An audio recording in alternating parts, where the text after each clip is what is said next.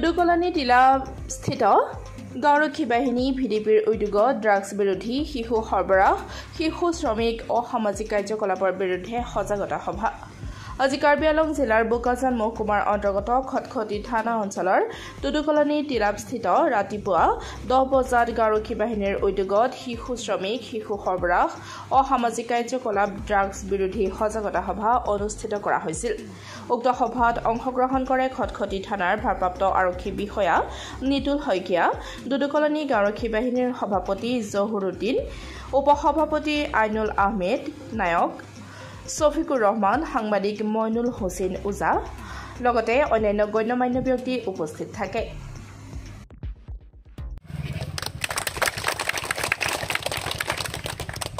আমি অসমীয়া হলেও আমি কাৰ্বি আংলং, তো আমি এখন কাৰ্বি পহুৰে ছাৰক আজি সম্বৰ্ধনা জনাম। মই নিজে দি আছো।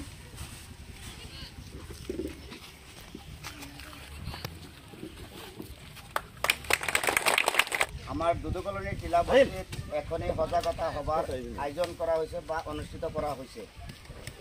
উক্ত সভাত নৱনিযুক্ত খটখটি থানাৰ ভাৰপ্ৰাপ্ত আৰক্ষী বিষয়া OC নিতুল শইকীয়া ছাৰ আহি উপস্থিত হৈছে।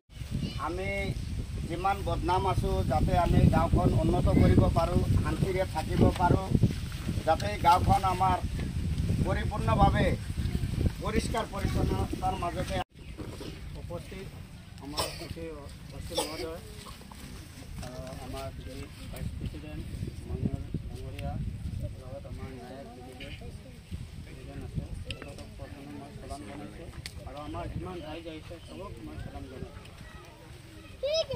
আৰু এজন ছাৰ আছিলে, এই ছাৰৰ অনুমতি সাপেক্ষে কাম কৰিব লাগিছিলে। আজি আমি নিতৌ বহুত আনন্দিত গৰ্বিত হৈছোঁ যে এনেকুৱা আমাৰ আৰু লগতে আমাৰ যিমানকেইটা আমাৰ বস্তিৰ নিবাসী আছে, পূৰ্ণ আছে, নতুনো আহিছে আৰু মহিলাকেইটাও চবেই আহিছে, আহি পেলাই ভাল লাগিছে। এনেকুৱা এটা মিটিং আমাৰ